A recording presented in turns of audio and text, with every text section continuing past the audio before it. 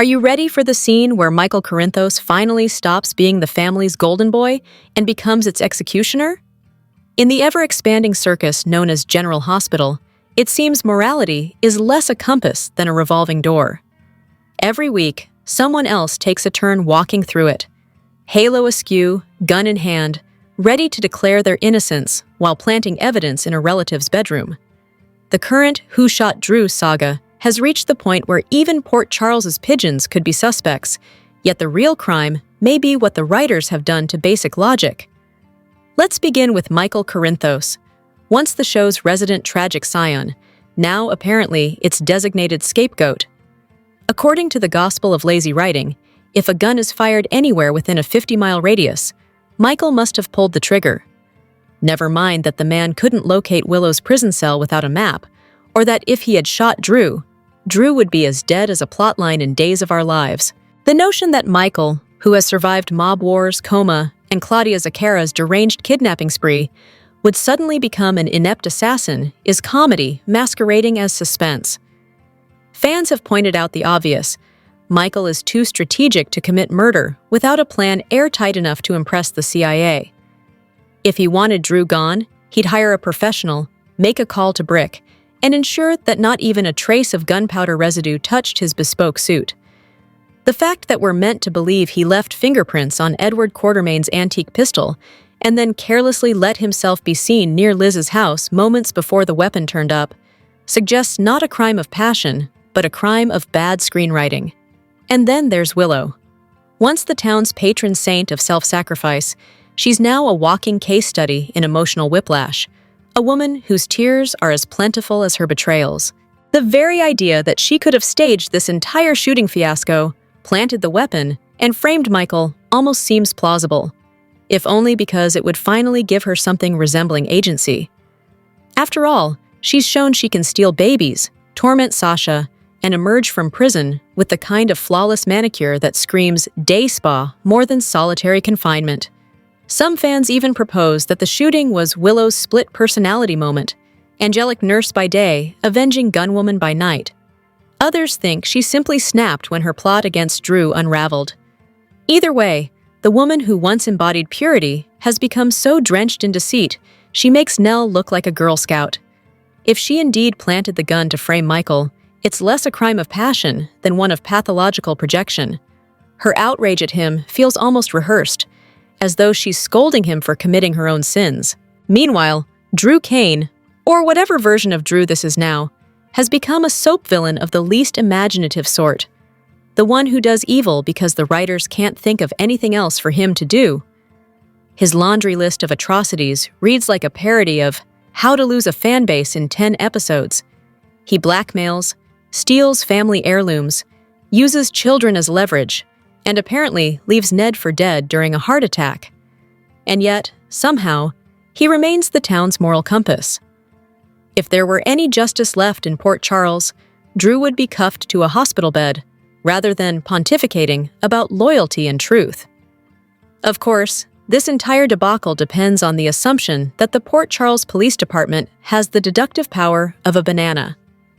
Chase and Dante, both of whom owe their entire careers to Michael's family, are suddenly willing to brand him guilty on the basis of gossip and innuendo. Chase, once the moral rock of the department, now acts like a lovesick intern who forgot that following the evidence doesn't mean following Willow to Pentonville for hand-holding sessions. The man's professional judgment has evaporated faster than his fertility storyline. And yet, here he is, visiting an inmate he insists he's not in love with, clasping her hand like a Victorian suitor, and declaring his unwavering belief in her innocence. It's the kind of emotional infidelity that would be scandalous if it weren't so pathetically predictable. The writers have turned him into a man who mistakes pity for love and moral blindness for integrity. His wife, Brooke Lynn, might as well be invisible, existing only to tidy up his badge and watch her husband's sense of loyalty dissolve one prison visit at a time. Brooke Lynn herself is no stranger to creative mutilation. Once a character bursting with sharpness and charm, she now functions as a prop in the Chase Willow melodrama, the dutiful spouse who endures humiliation in silence while her husband plays savior to a felon. Gone is the fire that once made her a Quartermain. The woman who could verbally spar with Valentine Cassadine has been reduced to a wide-eyed spectator to her own marriage's implosion. The writers have confused supportive with spineless, and the result is a storyline that feels less romantic tragedy and more emotional negligence. But the real tragedy is how utterly predictable this all is. General Hospital used to thrive on moral ambiguity, on characters who committed terrible acts for understandable reasons. Now, every conflict feels like a recycled morality play written by interns who learned storytelling from Twitter polls. The Who Shot Drew mystery is not suspense. It's an endurance test. Viewers are expected to care who pulled the trigger, when the real mystery is how these writers have managed to assassinate every character trait that once made these people worth watching. Even the show's internal logic has become collateral damage. Willow waltzes out of prison without a hearing. Drew reroutes moving trucks with telepathic precision. Chase investigates his brother-in-law's case without a whisper of conflict of interest.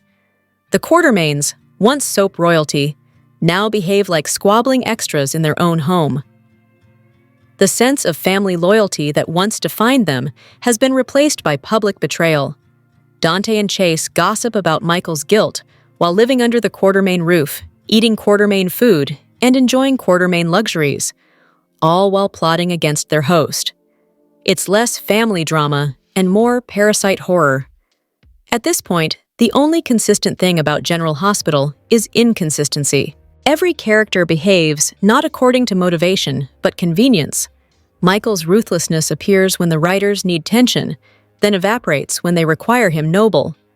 Willow is alternately a fragile victim and a calculating sociopath, depending on the week's shooting schedule. Drew's intelligence fluctuates like his hairline. Even the villains no longer have the decency to be entertaining. They're simply boringly indestructible. And yet, amidst the wreckage, there's an undeniable fascination. The audience has stopped watching for narrative satisfaction and started watching for sport, like spectators at a slow-motion train derailment. Each new scene invites the question, can they possibly make it worse? And every time, the writers rise to the occasion. The irony is that, for all its chaos, General Hospital still commands attention precisely because of how catastrophically it mishandles its own mythology. Watching Michael smirk while his family implodes has become almost poetic, the one character aware that he's trapped in a soap where intelligence is a liability. He carries the air of a man who's realized that survival in Port Charles isn't about morality, it's about outlasting the writer's next brainstorm. So who shot Drew? Frankly, it no longer matters. The bullet that felled him is symbolic. The latest projectile fired from the writer's room into the heart of a once coherent story. Whether it was Willow, Nina, or a sentient Quartermain portrait holding the gun, the real shooter is the show itself. And unlike Drew, General Hospital won't survive this wound looking heroic. Once upon a time, General Hospital understood character. People made sense, even when they sinned. Lies had consequences, love triangles had rhythm, and family meant something more than mutually assured destruction. Today, those same characters shuffle across the screen like victims of a narrative lobotomy. Their memories, motivations, and morals are rewritten weekly. Collateral damage in the writer's crusade to turn soap icons into hollow caricatures. Take Harrison Chase, for instance, the former golden boy of the Port Charles Police Department, once portrayed as the incorruptible idealist. The new Chase is a masterclass in hypocrisy, a man who investigates his brother-in-law while sleeping under his roof and comforting his brother-in-law's ex-wife behind prison walls. His transformation from noble cop to emotional adulterer would be compelling if it were intentional. Unfortunately, it feels less like character evolution and more like writers flipping through old scripts, cutting and pasting his dialogue from a Hallmark movie. His loyalty has become situational. He doesn't serve truth. He serves whichever woman is currently crying in front of him. Chase's hero complex has metastasized into something pathetic, a kind of emotional parasitism disguised as chivalry. Every time he gazes longingly at Willow's trembling lip, another shred of integrity dies. The hand-holding, the soulful glances, the whispered reassurances, all of it reeks of a man addicted to female dependency. He doesn't love Willow. He loves being needed. Brooke Lynn could be bleeding out on the Quartermain tennis court, and Chase would still be at Pentonville, handing Willow contraband photos of her children and calling it justice. Brooke Lynn, meanwhile, has been written into near extinction. Once sharp-tongued, cunning, and gloriously self-serving, a Quartermain through and through, she's now the emotional wallpaper of Chase's guilt. Her independence, her fire, her refusal to play damsel, all sacrificed at the altar of the writer's obsession with female suffering. The Brooke Lynn of old would have thrown Chase's police badge into the nearest harbor and poured herself a martini. The new one just smiles through betrayal, politely dying inside, while her husband transforms into Willow's emotional support, Labrador. It's not just Chase and Brooke Lynn. The entire Quartermain clan has been rewritten as if by a committee of amnesiacs. Family loyalty, once their defining trait, has become a punchline. Every conversation is a public trial, every alliance, a temporary truce. Dante and Chase, both nominally family by marriage and friendship, discuss Michael's guilt over canapes at the mansion, on property paid for by the man they're accusing. They eat his food, live under his roof, and plot his downfall with the moral conviction of toddlers caught with stolen cookies. The writers call it conflict. The rest of us call it parasitism. And then there's Drew, the show's reigning black hole of charisma. It's as if the writers spun a wheel labeled villainous tropes and landed on all of them. Blackmail? Check. Theft? Check. Leaving a man to die of a heart attack? Why not? His character arc has become a manual in how to alienate an audience. Take a once noble figure and smother him in bile until even his scenes feel like punishment. There's a certain commitment to absurdity in how consistently awful he's become. One almost expects the next episode to reveal he's been operating under the influence of demonic possession, because no human could possibly behave this stupidly and still be allowed to vote, let alone raise children. Drew's villainy, however, is only a symptom of a larger disease. The writer's contempt for continuity. Characters no longer remember their own histories.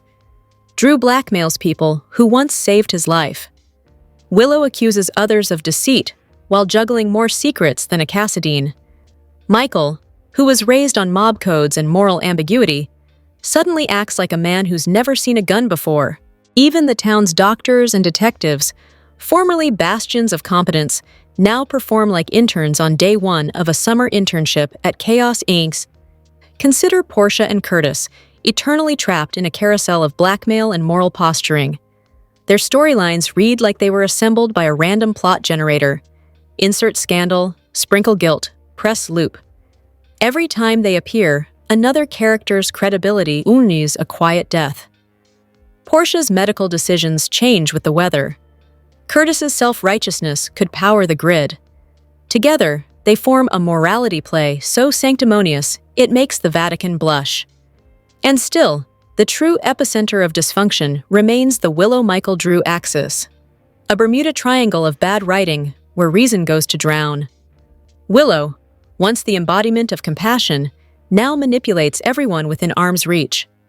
Her tears flow on schedule, her apologies arrive prepackaged, and her moral compass points whichever way the wind of self-interest blows. The show treats her as tragic heroine. In truth, she's the most dangerous character in Port Charles precisely because she cloaks her malice in martyrdom. The cult upbringing may have ended, but the manipulation school clearly never closed. Her greatest skill is convincing good men to destroy themselves on her behalf. First Chase, then Michael, and now Drew. Each falls for the same wide-eyed plea for salvation. It's a con worthy of admiration if it weren't so tedious.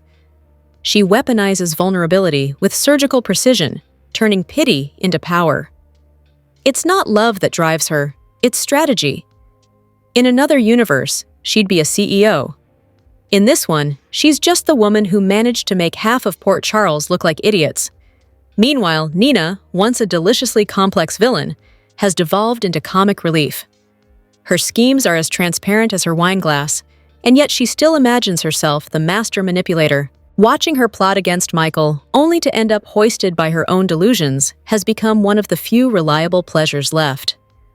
Her recent attempt to use Wiley as a pawn backfired spectacularly, a masterclass in self-destruction that made Michael's quiet smirk the show's only credible moment of satisfaction. It was the one time the audience could collectively exhale and think, finally, someone in this town remembers how to play chess. But what's truly galling isn't that these characters make bad decisions, it's that they make them stupidly. Soap operas have always thrived on deceit and infidelity, but they used to reward intelligence. Lies required planning, cover stories, secret alliances. Now, people commit felonies in broad daylight and then hold press conferences about it. Drew steals property with witnesses. Chase visits a suspect's ex-wife in full uniform. Willow accuses people of crimes while standing next to the evidence she planted. Port Charles has become a place where the average raccoon could outsmart the police force. The tragedy is that viewers care. They still debate, analyze, and theorize, desperately trying to impose logic on scripts that actively reject it. They remember that Michael was once a layered figure, a man torn between the mob's code and moral decency. They remember when Elizabeth had storylines that didn't involve being everyone's therapist. They remember when Drew had purpose, when Chase had integrity, when Willow had warmth.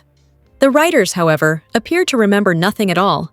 Every time a character acts against their own established nature, it's as if another light flickers out in Port Charles. Once upon a time, General Hospital was a world of emotional continuity. Jason would risk his life for Michael, not because the plot required it, but because that's who he was. Sonny's crimes were tempered by loyalty. Even Carly's chaos was consistent. Now the emotional landscape is scorched earth, loyalty discarded, friendship redefined as suspicion, and love reduced to a strategic alliance until the next commercial break. The most galling casualty of this collapse is the concept of competence. Once, even villains were good at being bad. Helena Cassadine plotted with grandeur. Faison schemed with elegance. Now we're left with Drew Kane, a man who can't successfully frame someone despite apparently having half of Port Charles under surveillance. The audience isn't waiting for his comeuppance anymore. They're just waiting for him to stop talking. In the absence of logic, sarcasm becomes survival. Fans no longer watch General Hospital expecting quality. They watch it the way one might watch a slow-motion landslide, horrified, fascinated, and unable to look away. The show has become self-parody, its writers seemingly locked in a competition to see who can dismantle a beloved character faster. Chase, Drew, Willow, Nina, all victims of a creative impulse that mistakes chaos for complexity. If the show had the courage to embrace its own absurdity, it could be glorious. A full-throttle acknowledgement of its madness, a wink to the audience, a meta-twist, a self-aware line of dialogue, could redeem it. But no. General Hospital insists on taking itself seriously, as if the rest of us haven't noticed that Port Charles has devolved into a psychological asylum with better lighting.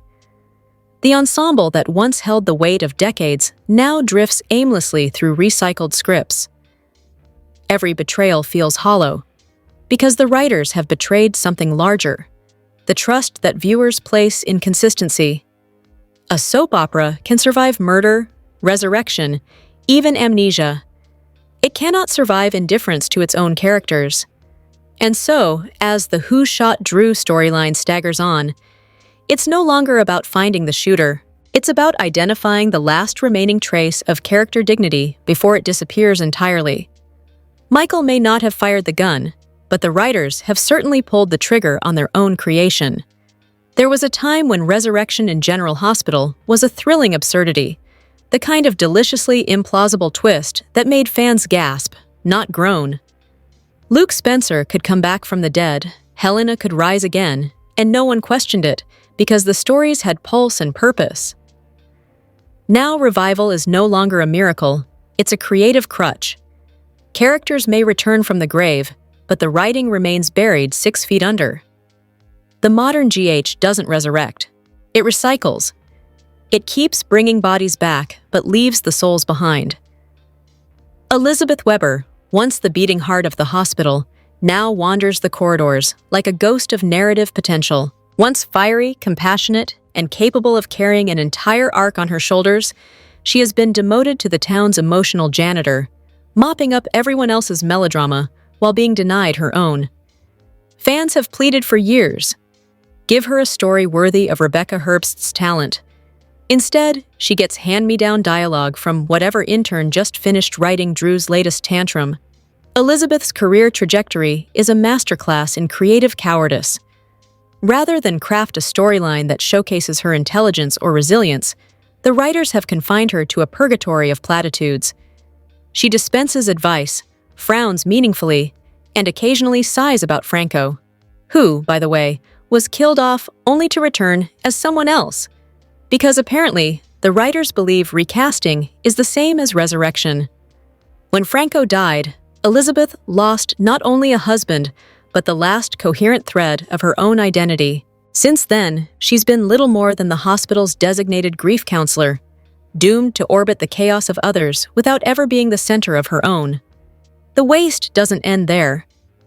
Decades of rich history have been stripped for parts, leaving only empty gestures toward legacy. The once powerful Cassadine saga has been reduced to a footnote in someone else's custody battle.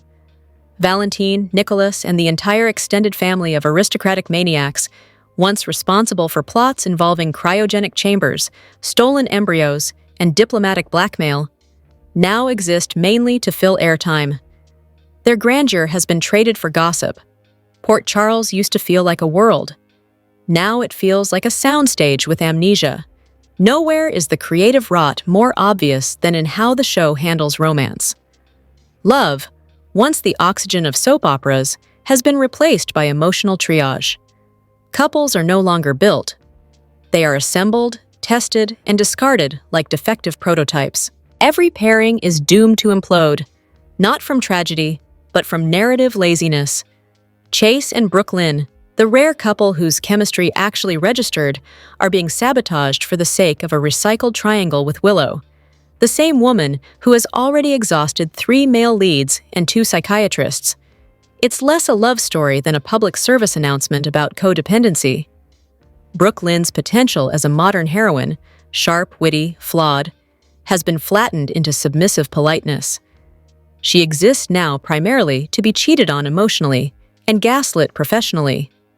Chase, meanwhile, has traded heroism for sanctimony, clutching his badge with one hand and Willow's fingers with the other. The result is a moral farce so tone-deaf it would be funny if it weren't tragic. Once upon a time, soaps dared to explore messy fidelity with emotional complexity. Now, infidelity is just another Tuesday, written with the enthusiasm of someone filling out tax forms. And then there's Willow herself, the walking paradox of Port Charles. Imprisoned, manipulative, and inexplicably polished, she continues to command sympathy she hasn't earned. She may be serving time, but the real sentence belongs to the audience, condemned to watch her oscillate between sanctimony and psychosis. Her arc has gone from sympathetic to sociopathic in record time, yet the show persists in treating her like the wounded dove of the story. She manipulates Chase, taunts Michael, and plays Drew like a fiddle, all while maintaining the victim's halo so beloved by unimaginative writers. Even in prison, she remains implausibly pristine, nails manicured, hair bouncing, attitude smug. Viewers joke that she's less inmate than influencer, sipping metaphorical lattes between visitation hours. Imagine the missed opportunity. Willow navigating actual prison politics, confronting her cult past, or even leading a prison alliance that mirrors her earlier manipulative charm. Instead, she flutters her eyelashes at Chase through the plexiglass and complains about injustice. General Hospital could explore institutional trauma. Instead, it explores eyeliner. Meanwhile, Drew continues his campaign to redefine villainy as tedium. His crimes, theft, deceit, emotional blackmail, would be scandalous if they weren't so repetitive. Every scene with him feels like déjà vu wrapped in self-righteousness. He's less a character now than a plot device in khakis, programmed to antagonize everyone with the energy of a malfunctioning motivational speaker. Even his supposed redemption arcs collapse before they begin, because the writers have mistaken screen time for development. The absurdity extends to the supporting cast, where storylines begin and vanish like the town's moral compass. Portia and Curtis continue their endless loop of marital purgatory, arguing about secrets no one remembers and decisions no one cares about. Their drama is the narrative equivalent of elevator music, omnipresent, tuneless, impossible to ignore. Dante, once a compelling mix of decency and conflict, now functions as a Greek chorus in a leather jacket, wandering from scene to scene, reminding viewers that ethics still exist, at least theoretically. Even the once glorious Quartermain estate has been stripped of its dignity. The mansion, once synonymous with power and legacy, now hosts a collection of freeloaders who treat betrayal as a recreational sport. Michael, framed for crimes he didn't commit, houses the very people dissecting his guilt. Chase and Dante dine on his dime while privately plotting his downfall. It's Shakespearean farce, Hamlet, if Hamlet provided room and board for Claudius and the gravedigger. In the midst of this chaos, viewers cling to small pleasures: Michael's savage quips, Nina's implosions, the occasional flash of genuine wit that reminds us this show once had teeth. When Michael eviscerated Nina with that icy charm, it was a rare glimpse of the writing's potential. Sharp, character-driven, satisfying. But these moments are islands in a sea of mediocrity, drowned by monologues about redemption that never arrives. Even the humor has dulled. Britt performing chest compressions on Ned like he's a plush toy should have been slapstick brilliance.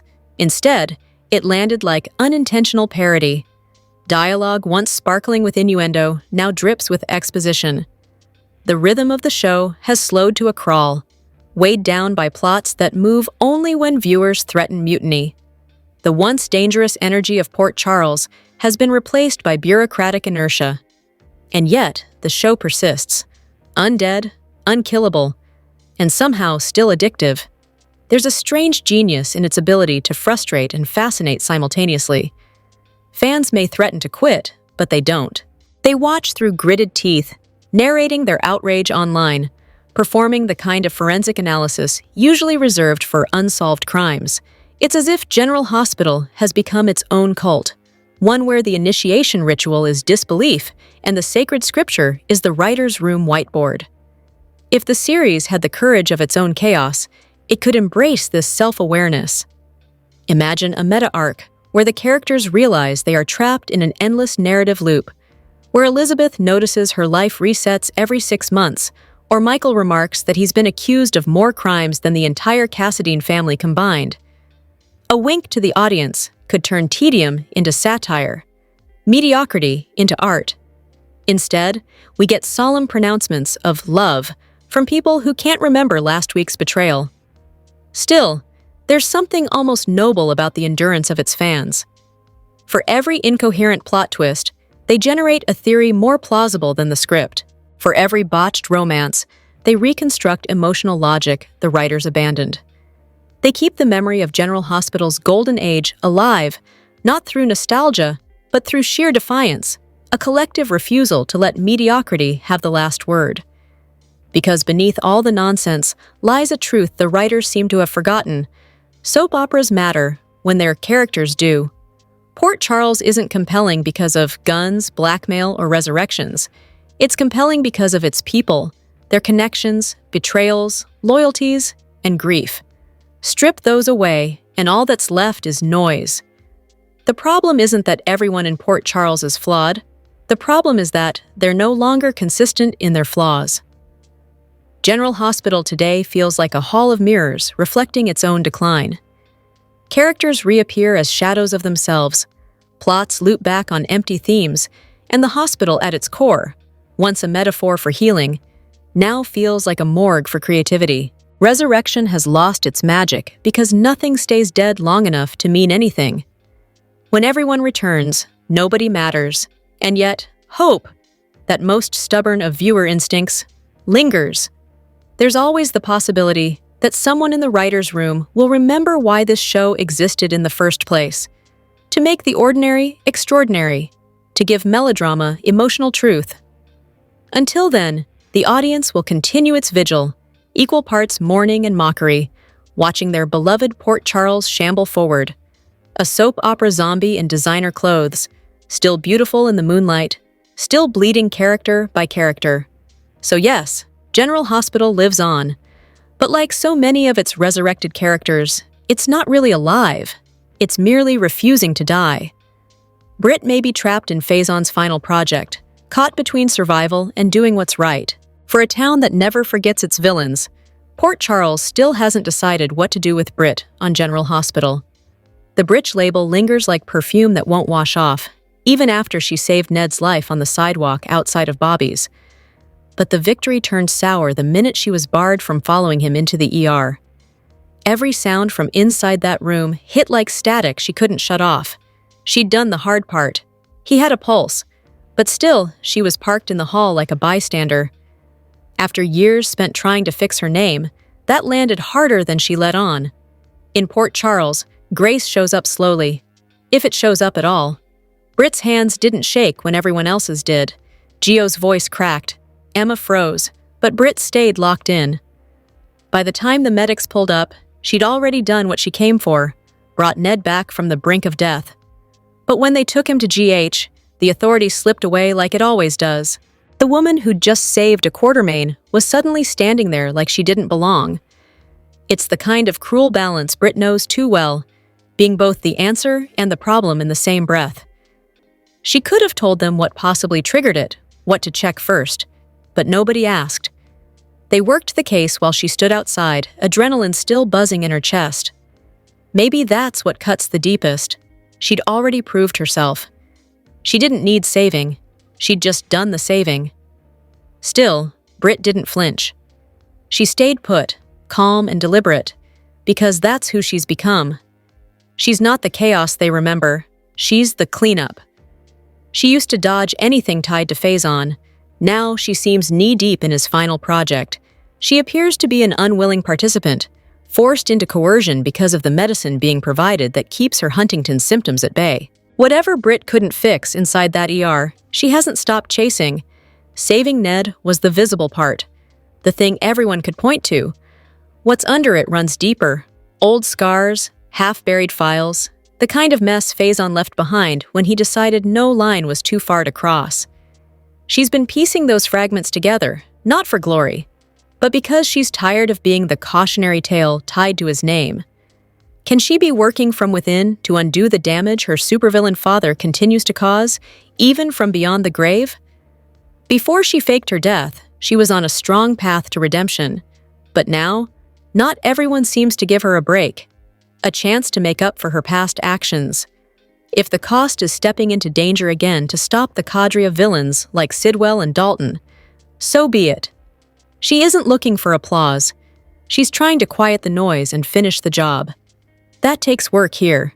But at the very least, Lulu might soften her stance when she learns that Britt was a hero once more by saving Ned.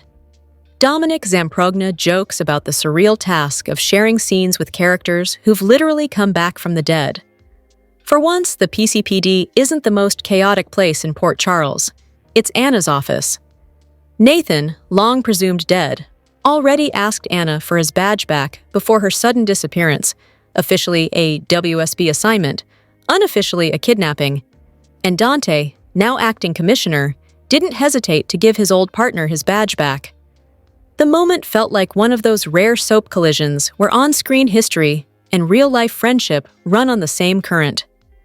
Dominic Zamprogna opened up about how the feeling on set matched the story itself, a reunion that landed like muscle memory. In an interview with Soap Opera Digest, Zamprogna admitted that having Pavey back in the building has been great. It kind of feels like he never left, you know? That easy rhythm wasn't nostalgia, it was instinct. 7 years after Nathan's death, the men stepped back into a groove that hadn't evaporated. He's the same dude. He's exactly the same guy, Zamprogna said. Off-screen, the two had stayed in touch since Peavy's first departure. He and I always kind of texted each other randomly at times, he stated, adding, but it's been really nice to have him back. Mostly because Pavey brings good energy to a place that can use it. Between long shoot days and heavy storylines, that kind of energy matters. He added that it's good for morale, And more than that, it's good for the show. A reminder of how much texture GH gains when familiar faces walk back through the doors like they never left. Of course, seeing a man you once buried takes a particular kind of acting muscle. You go onto a set, and it's like, there's Britt Kelly Thiebaud, who also returned to the dead, and there's Nathan, and I say to her, "So how are you alive?" "Oh, I faked my own death." "Oh, okay, cool. And how are you alive?" And Pavey is like, "I have no idea," Zamprogna hilariously stated. He knows how absurd it can be, how soap logic demands sincerity while winking at itself, but he leaned into the human part instead. Seeing Pavey brought genuine happiness to Zamprogna, who exclaimed, "I'm happy my buddy's back on the show." That's exactly how the scene played. No distance, no forced solemnity, just two partners closing a 7-year gap with a hug and a high five. On a show that's been rife with resurrection lately, Dante and Nathan's reunion didn't need a twist. It just needed heart. Power shifts, risky moves, and emotional choices shake Port Charles as Laura faces her biggest test yet and new alliances form. The General Hospital spoilers for Thursday, November 13th focus on Laura making a sacrifice, Britt threatening Sidwell, and acting PCPD Police Commissioner Dante Falconeri potentially working a case that hits a little too close to home. Laura is up for re-election. And even though she is a popular mayor, Sidwell, Drew Kane, and Ezra Boyle have worked diligently to smear her reputation. Their strategy was to paint her as someone easy on crime due to her connection to Sonny Corinthos, and through it all, she has remained true to her friendship with the man who owns the lucrative waterfront property Sidwell wants so badly. The weekly teasers warn that Laura is about to make a sacrifice. What does this sacrifice involve, and will she still have her job after the dust settles? Speaking of Sidwell, his interactions with Britt have been tense and involve threats. However, he's usually doing the threatening. After all, he told her he would cut off access to the medication she takes if she won't spy on Dalton. On Thursday, however, Britt attempts to turn the tables when she threatens Sidwell. Let's hope her threats work, but something tells us they won't go over very well. Sidwell prides himself on being an alpha dog, and he won't stand for it. While Anna is off on WSB business, Laura appointed Sonny Corinthos' son, Dante Falconeri, to take over as acting commissioner. He has already enlisted Nathan to take his place as Chase's partner. Look for Chase and Nathan to get acquainted. In addition, Dante's work hits close to home, suggesting it may have something to do with where he currently lives. While the Qs are worried about Ned, who has just had a severe heart attack, they also need to deal with the fact that the boxes Tracy packed up and took with her when Ronnie was queen of the mansion haven't arrived back home. Drew bribed the moving company to take all those boxes to him. He is holding on to them as leverage for what exactly? What does this apparent Ebenezer Scrooge want from the Qs? The last name? Or is he simply trying to torture them because he lost out on buying the mansion out from under them? And if this is what Dante has to navigate, how will he resolve this situation? Meanwhile, in Molly's world, she is feeling Drew's wrath since he has made it difficult to see Scout. Thankfully, he has loosened up on that for reasons that, of course, help Willow. She is happy that her father's back from his digital detox, although she has no idea what really happened there.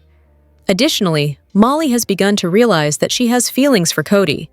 So why do the teasers suggest that Molly is relieved? Hopefully, this has to do with Molly and Cody. A handful of soap stars headed back to the ballroom. The Dancing with the Stars ballroom was loaded with dozens of past stars during the show's 20th anniversary episode on November 11th. Among them were a handful of soap stars, including one we haven't seen on our screens in a year. General Hospital, Alum Kelly Monaco. Monaco played Sam for nearly 21 years and left the soap in 2004 after her character was murdered by Cyrus. Monaco has been mostly unheard from since leaving GH, aside from announcing an upcoming podcast. Now, the actress was seen in the audience during DWTS's 20th anniversary episode. Bestie girl Kelly in the DWTS audience. Missed seeing her face, said a Jasam shipper, while another excitedly shared, Kelly Monaco, I've missed that beautiful face so much. Many may remember that Monaco competed on the first season of DWTS and became the show's very first winner. Monaco appeared again during the show's All-Star season in 2012, where she competed with Val Chmerkovskiy, who later guest-starred on GH. Several fans noted how much they've missed seeing Monaco on their screens since her GH departure last year. "I'm so happy Kelly is at the DWTS 20th birthday. I miss her on my screen," one said. Also in attendance was GH's Cameron Matheson and Days alum Chriselle Staus, who both previously competed on the show. Matheson was on Season 5, back when he was still on All My Children, while Stausy competed long after her time on Days during Season 29. "Kelly Monaco in the house," said a GH fan, who also joked, "Seeing Cameron Matheson on DWTS scared me. #Drufus." General Hospital spoilers tease that Drew Kane and Willow Tate test fans' patience on a good day. They are each unpredictable and unhinged, and this is what makes them perfect for each other. Let's look at the ways in which Drew and Willow complement each other in the most outrageous ways. Drew and Willow deserve each other. He is a lowlife who screams at kids like Danny Morgan while she stalked a baby in its crib. Ick. Who does things like this? Better to have them paired up than inflict them on an innocent partner. Hear me out, yes, Drew is toxic, but he does worship Willow. His only misstep was sleeping with her mom, Nina Reeves. Seriously, doesn't everyone need someone to be their ride or die? Willow knows that no matter what she does, Drew is there to defend and protect her. Is theirs a dysfunctional relationship? Probably. But you can't deny that Drew is a fierce and loyal partner to Willow. Maybe she could work on him to be a better person and vice versa? Drew is capable of many dark things. At this point, he's become a cartoonish villain. All he needs is a mustache to twirl. Think about it. Without his pure love for Willow, what is there a good about him? He's a blackmailer, a crooked congressman who has incensed so many people that it's near impossible to figure out who wouldn't want to shoot him for the shooter. For all of their faults, and there are many, Drew and Willow are human and deserve love. She was once willing to see beyond his faults. Maybe she can do so again. And you can't deny that Drew sincerely loves Willow, although he has funny ways of showing it. What do you think, GH fans? Are Willow and Drew the ultimate soap couple? Tell us your thoughts in the comment section. Be sure to catch up on everything happening with General Hospital right now. Come back here often for the hottest GH updates, news, and spoilers. Get comfortable and gain access to the best soap intel on the web. This week, General Hospital star Nancy Lee Grahn came in locked and loaded and slammed billionaires. She went after those who attended the birthday party hosted by Jeff Bezos for Kris Jenner. Read on for more details. Nancy Lee Grahn is known to be very outspoken about anything she sees as an injustice. But notably, the party for Jenner wasn't themed as she described it. Let them eat cake. Actually, it was James Bond themed, but she was being super sarcastic by referring to what was attributed to Marie Antoinette. She was rumored to have said that during the French Revolution, when told that her subjects had no bread, sharing a photo on Instagram of Jenner, Mark Zuckerberg, and Priscilla Chan, Grahn slammed them for not attending the Baby to Baby Gala held on the same night. Actually, Prince Harry and Meghan Markle attended both events. Meanwhile, it's not clear whether Nancy, with her net worth of about $3 million, attended the gala. But General Hospital fans know that Cameron Matheson was there. The real-life Alexis Davis seemed keen to push questions of extravagance and social responsibility to the forefront. What she really seems to have done was focus ABC fans on out-of-touch luxury in the face of public suffering. Probably, she referred to the government shutdown that affected a lot of people. Extreme wealth and plenty of hardship were also under her hammer. As expected, the post brought lots of reactions. However, not everyone agreed with her criticism. Often polarizing, some people naysayed her opinion. One person opined, "I have to disagree. People should be able to celebrate their birthday. They aren't politicians, and we don't know what's being done behind the scenes." Here are a few more responses from the discussion that followed. Was Nancy Lee Grahn correct about the Zuckerberg couple not attending the charity gala? Well, there seemed to be no photos of them there. and Harper's Bazaar merely mentioned that they attended the birthday party for Jenner. Still, is it okay to shame extremely wealthy people and what they choose to do with their time? On one hand, Grant's caption invited ABC fans to consider the social impact of wealth and power. Actually, it questioned the idea that such displays are merely personal, arguing that they carry public symbolism. On the other hand, as one of her followers had said, nobody really knows what charitable work they might do behind the scenes. And, unlike Nancy, not all famous faces see themselves as political activists. It's not a bad thing to question things. So what do you think of Nancy's post that slammed billionaires who partied hard instead of attending the charity gala? Let us know in the comment section below, and come back here often for all your General Hospital cast news and updates. General Hospital spoilers and updates suggest that Willow Tate might have inadvertently revealed something significant regarding a shooter. Could it be that Willow's possible mistake has inadvertently exposed her own feelings of guilt? In the episode airing on November 10th, Willow had a visit in prison with both Harrison Chase and Alexis Davis. This meeting led to some strategic discussions, during which Chase shared his attempts to disprove the alibi of Michael Corinthos. Chase recounted how Michael asserts he was with Jacinda Bracken the entire night until Brooke Lynn Quartermain called about Wiley Corinthos' troubling dream. However, that cannot possibly be accurate because Michael was actually at Drew's, Willow confidently stated. It's quite intriguing that the writers of GH chose to have Willow express that so assertively. It could be that this situation is more complex than merely ensuring that Michael is held accountable for everything that has transpired. What could be the underlying reason for Willow's unwavering belief that Michael was present at Drew's residence that fateful night? Could it be that Willow was actually at Drew's house herself and distinctly recalls spotting Michael's vehicle parked nearby? There's a chance that, in spite of all her protests and frantic efforts to secure her own freedom, Willow might indeed be the one responsible for Drew's shooting. At this juncture, we certainly wouldn't rule out the possibility of Willow being involved. Naturally, it's also feasible that this is merely another instance of Willow behaving as if it's an established fact that Michael is the perpetrator of the crime. Willow has been adamant in her claims that Michael has framed her and must be the one who shot Drew as well. Yet, there was something in the way Willow spoke that suggested she might actually know precisely where Michael was that night. This could stem from the fact that Willow was indeed at Drew's place, which means she could ultimately be unmasked as the shooter. Imagine the dramatic twist if Willow were to be acquitted, only for General Hospital to unveil a shocking revelation that she is, in fact, the true culprit. Although Willow may find a way to escape justice for a little while, the undeniable truth has a way of revealing itself eventually in Port Charles. The form shown in shadow over Drew as he laid on the floor, aiming a second shot, certainly looked like a small woman, chin-length bob, and wearing scrubs. As per the latest spoilers for General Hospital, it seems Willow is heading straight into a whirlwind of unforeseen twists and turns.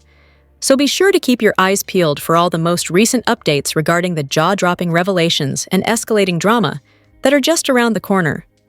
General Hospital spoilers and updates tease Laura Collins will be forced to make a sacrifice this week on the ABC soap. The question is, will the sacrifice be political or perhaps even medical? Something shocking happens in Port Charles this week, and the city is rocked by an emergency. And everything seems to go down the night of the mayoral debate. The debate takes place at Port Charles University, the same time that Professor Henry Dalton's lab is broken into by two of Laura's grandchildren, and Danny Morgan, Charlotte Cassadine, and Rocco Falconeri are shown in the weekly promo. As Rocco opens the door, and Charlotte peers in, saying, "Oh my God!" Laura will make a sacrifice, and as she's in the mayoral debate, two of her grandchildren may be exposed to hazardous materials from a secret lab. There's also a possibility one or both could be injured as the result of a possible experimental form of life-a-clone attack. In a recent episode of the ABC soap, Laura was really worried about the political climate in Port Charles and expressed to her daughter, Lulu Spencer, her worries. Previously, she had been approached by Gen Z Sidwell in an effort to pressure her into certain political favors, mostly regarding Measure C. This would turn over the waterfront property belonging to Sonny Corinthos to Sidwell, along with Laura's opponent Ezra Boyle and Drew Kane. Supposedly, they want to clean up the waterfront and improve it with a grandiose project. But Laura doesn't trust any of them. However, if she loses the debate, she could have to make a political sacrifice and concede. It's possible that Charlotte or Rocco could be injured by something or someone that they encounter in the secret lab. At the very least, become ill from a pathogen within. Ahead of when Laura makes the sacrifice, Professor Henry Dalton has terrible timing. Does he discover Rocco or Charlotte in his lab? Might he take a shot at one of them, causing massive loss of blood, and Laura's the only match to donate? With secret experiments taking place, some of which involve cold fusion, which the idea of a nuclear reaction that would happen at or near room temperature, anything could happen. There's also a possibility that cloning or resurrection could be happening in the lab, and some zombie attack one of Laura's grandchildren, and Laura makes a medical sacrifice. Be sure to catch up on everything happening with GH right now. Come back here often for General Hospital spoilers, news, and updates. General Hospital spoilers and updates for Wednesday, November 12th tease Laura Collins worries, while elsewhere, Willow Tate accuses. Plus, Brooke Lynn Quartermain's frantic, wanting reassurance that her dad will be okay. Laura talks to Martin Gray worried about her grandson. She tells him she's worried Rocco Falconeri might get caught in the crossfire. Of course, this is the night that, unbeknownst to her, Rocco is helping Charlotte Cassadine and Danny Morgan break into Dr. Henry Dalton's lab. But aside from that, it's also the night of the mayoral debate and the all-important issue of Measure C, which would take Sonny Corinthos' peers if she loses the election. Might that be the crossfire she's concerned Rocco will get caught in, given Jen Sidwell tried to bribe her? And he made a huge deal about her friendship with Sonny, and Sonny's Rocco's grandpa? In the meantime, Alexis Davis and Drew Kane are arguing about Willow Tate's case, even though she was able to get her out on bail. Drew, being Drew, is again throwing his weight around, no doubt telling Alexis to make sure Michael Corinthos goes down. Alexis tells him off in no uncertain terms. She shouts, "Anything other than that is a distraction that could cost her her freedom." Alexis has enough to create reasonable doubt that Willow was the shooter, directing the investigation toward Portia Robinson. It's understandable, however, that Drew may have a problem with Portia being a suspect, because she's got some dirt on him. Having just got out on bail and spotting Michael with Wiley Corinthos and Jacinda Bracken, Willow lashes out. She accuses Michael loudly and publicly as she shouts, "I know you put that gun in my room!" It would seem that Willow wants to get as much mileage out of that very public accusation as possible, so much so that it would seem she's framing him. Jacinda is the only alibi that Michael has, and Harrison Chase is hard at work behind the scenes, trying to disprove it. Jacinda won't be bought, so they can't use that against her. In the meantime, Jason Morgan and Britt Westbourne are at Bobby's, having a serious-sounding discussion, although they'll be interrupted. Jason tells her he's not wrong, and she knows it, so it sounds like it'll be an "I told you so." No doubt Britt told him about his cousin Ned Quartermain's heart attack, although she doesn't know about his having to have a bypass. It does seem odd that he's not at GH with the rest of the Quartermains, supporting the cousin who saved his life way back in. Perhaps Britt didn't tell him what happened after all. That would be odd, too. In the meantime, Brooke Lynn's at GH with Olivia Quartermain and Chase, and Lulu Spencer can be seen in the background as well. She stayed around to support Olivia, her ex-mother-in-law, because everyone is pretty frantic. Brooke Lynn and Chase have just arrived, and Brooke Lynn will lean on Chase, so it's a good thing that they made up after their squabble. Brooke Lynn is crying as she pleads, "Please tell me if my dad's going to be okay." A bypass is a pretty serious condition, especially for a man his age. Share your thoughts in the comment section below. Be sure to check back with Soap Opera Spy for all the latest General Hospital spoilers, news, rumors, comings and goings, and updates. General Hospital star Kirsten Storms is taking matters into her own hands. The actress, who is best known for her role as Maxie Jones on the hit ABC soap, recently lashed out at an online hater who had suggested that she was trying to unalive herself earlier this month. The actress was so upset that someone had written a blog post about it that she decided to set the record straight with her own words. Clearly, there was no truth to the rumor at all. The actress took to her Instagram account to write, "I wanted to post this because even though my brain seems to be sorta low-key rebelling against me, it does allow me to understand that we've all got times when things aren't great." She then continued, "If we can, we will do our best to do what is best for ourselves and loved ones. Since I knew what an aneurysm was, the scan in January majorly freaked me out. A few days after I was discharged from the hospital, someone created a blog post that said I was in the hospital that weekend because I tried to unalive myself. I couldn't understand why a person would make up something that terrible when they had no idea why I was really there. There are a few really bad apples out there. We all know that. But there are people in my life who I am truly thankful to know. One of those individuals just made a HD load of sweaters with me. They are glorious." So far, Kirsten herself has not made any additional comments about the matter. Now, as far as when she will head back to the set of General Hospital remains to be seen. We will definitely update you with all of the latest developments as they happen. For now, fans will simply have to tune in each and every day to find out what will happen next. Meanwhile, let us know what you think by leaving us a line with your thoughts in our comments section below. General Hospital spoilers report, fans have a new theory about how Britt Westbourne survived Heather Weber's poisoned hook, and it centers on what her real purpose was supposed to be all along, at least, if you ask her father, Cesar Faison. It's possible that Faison was bent on ensuring his work continued, even if his own life did not. But he may not have considered that his children also wouldn't live to a ripe old age. However, if Faison survived, as many fans suspect, then he may have not only orchestrated Britt surviving that hook attack, but he might have orchestrated it happening in the first place. The next question is, why? The truth about her brother, Nathan West, may shed light on it. Faison was always looking for ways to stick it to the person who disagreed with him or tried to lock him up.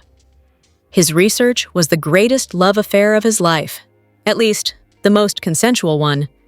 Carrying out his cold fusion project wasn't going to be easy with all eyes on him and the authorities chasing him down. But installing proxies, namely his children, to do that work for him was a piece of cake in his world. He just had to make sure he gained control over their lives. What better way to do that than to take them away? It's possible that on the night of Britt's death, Faison somehow managed to switch the poison on Heather's hook.